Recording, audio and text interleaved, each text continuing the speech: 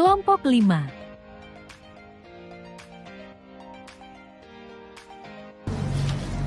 Assalamualaikum warahmatullahi wabarakatuh. Kami dari kelompok 5 yang beranggotakan Fadilah Puspita Ningrum, Sally Ervina, Wanda Dati, Rahmawati Ratna, dan Meliawati akan mempresentasikan hasil diskusi kami tentang penggunaan asesmen sesuai dengan karakteristik peserta didik di SD 20.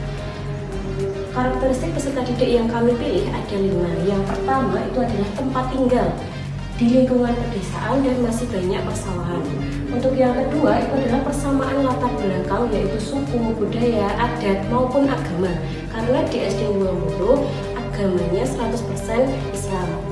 Kemudian yang ketiga itu adalah pekerjaan orang tua yang mayoritas adalah petani dan buruh.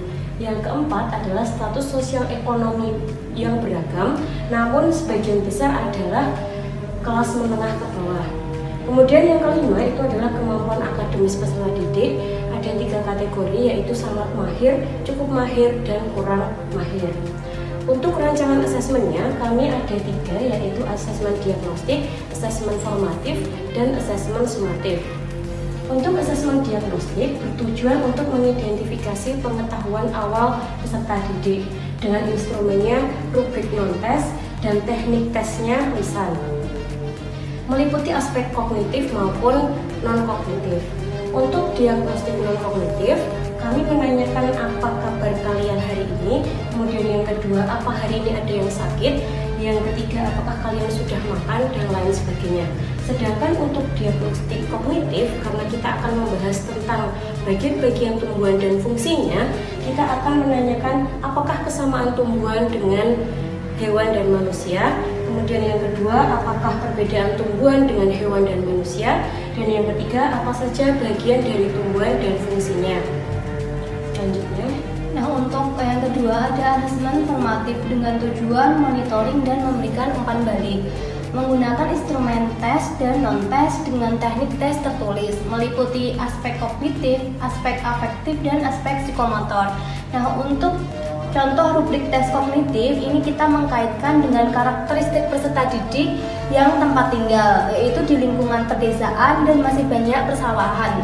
Contoh soalnya yaitu jelaskan bagaimana bagian-bagian tumbuhan tersebut digunakan oleh masyarakat di daerahmu untuk pengobatan tradisional.